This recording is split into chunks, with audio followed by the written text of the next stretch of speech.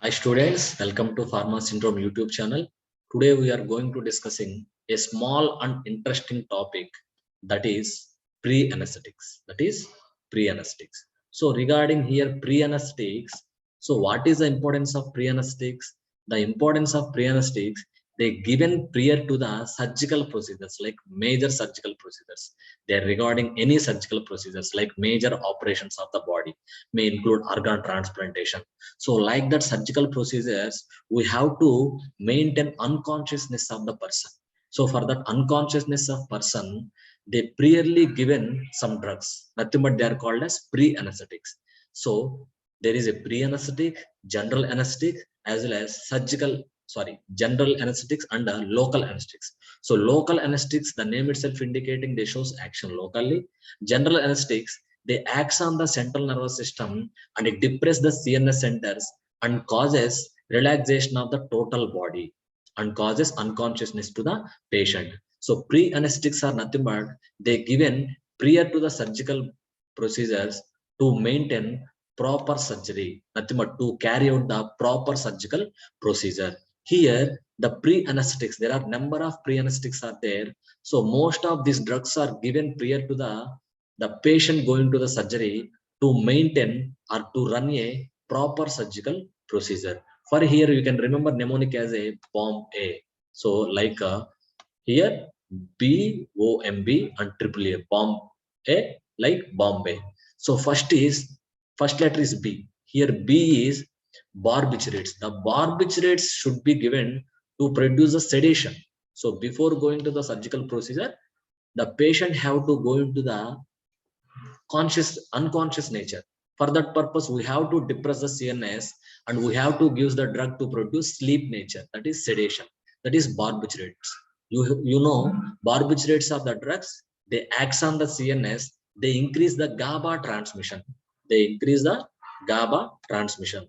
So you know, GABA is a inhibitory neurotransmitter. GABA is a inhibitory neurotransmitter. When the GABA activates in the CNS, it increases the chloride concentration. When chloride concentration increases, what will happen? Hyperpolarization. Cell undergoes the resting condition and it leads to sedation, sleeping. Next, after B, next letter is the O.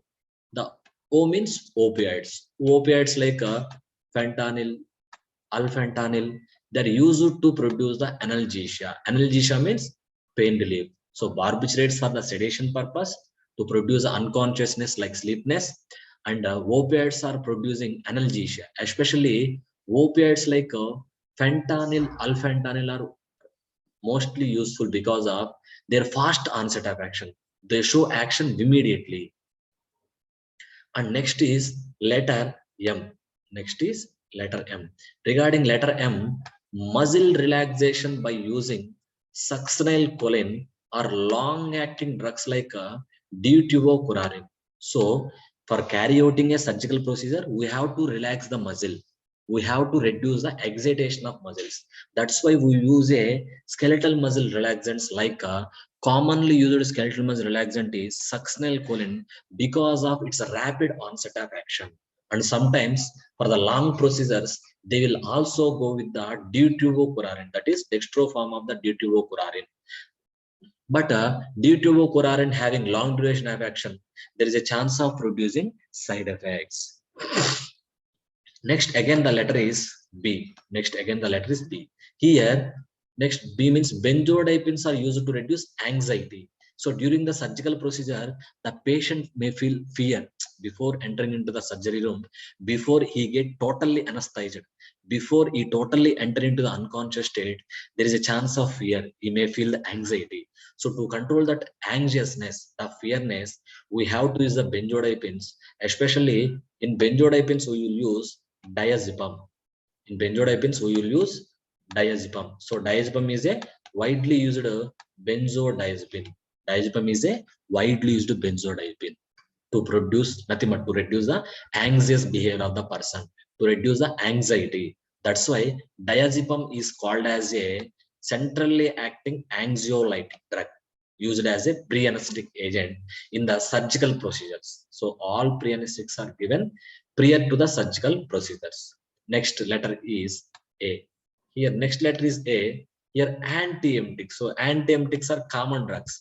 So most of the people, they will get vomiting nature because here we are using number of drugs. So all these drugs are acting on the CNS. So in CNS there is a CTZ, that is chemoreceptor trigger zone. When this number of compounds are enter into the CNS, there is a chance of stimulation of chemoreceptor trigger zone. When this chemoreceptor trigger zone is stimulated, it causes the vomiting. That vomiting may interfere the surgical procedure. That's why we have to use antiemetics. The commonly used antiemetics are 5-HT3, serotonin type 3 receptor blocker, like ondansetron, ganisetron. That are the common antiemetics. That is 5-HT3, serotonin type 3 receptor blockers. Next A is anti-secretory. So anti-secretory agents like atropine are used to reduce the secretions during the surgical procedures. So during surgical procedure, there is a chance of bronchial mucus secretion. There is a chance of nasal mucus secretions. There is a chance of eye lacrimal secretions. There is a chance of gastric secretions. But that secretions may increase, they interfere with the drug absorption. They may affect the drug absorption and ultimately they affect the surgical procedure also.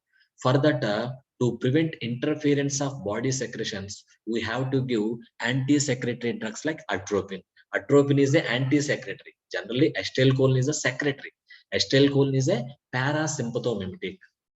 It can increase the secretions, but atropine is a acetylcholine antagonist. So opposite to acetylcholine, it reduces the body secretions and helpful for the smooth running of the surgical procedures. And again, I below you have mentioned in the red color, the atropine is also useful for controlling bradycardia during the surgery. So during surgical procedure, from the CNS, the reflexes, the signals will be decrease. So during that, there is a chance of decreasing heart rate also. So generally heart rate will be normal. It should not be shut down because heart is an essential organ. So generally during surgery, there is a chance of slowly relaxation of heart also.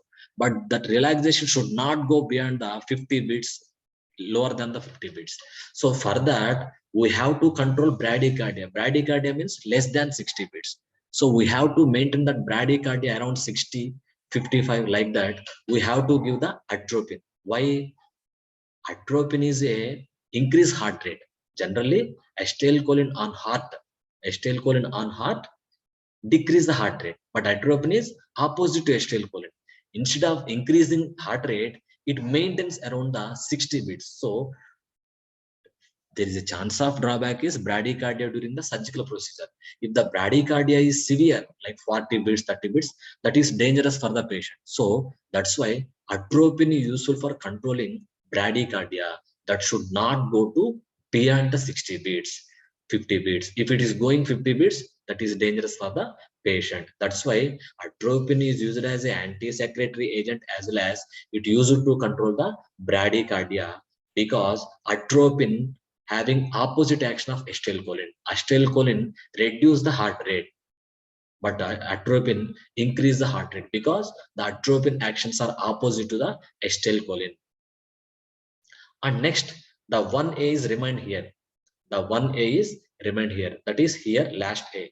That is antihistamines are used to reduce allergic reaction. This is the common point. No need of discussion because not all people are good with the all drugs. Some people may get resistance, may get allergic reactions with barbiturates. Some people may get allergic with opiates. Some may be with antiemetics. Some may be with muscle relaxants. Depending on the body, there is a chance of allergic reaction. So this much number of drugs are we are using. So definitely there is a chance of allergic reaction. So to prevent that allergic reaction, we have to compulsory give the antihistamines. So like this, before the surgical procedures, we administrate nothing but the doctors give pre-anesthetics to the patient to carry out a smooth surgical procedure and to get a good result. So this is regarding the pre-anesthetic agents.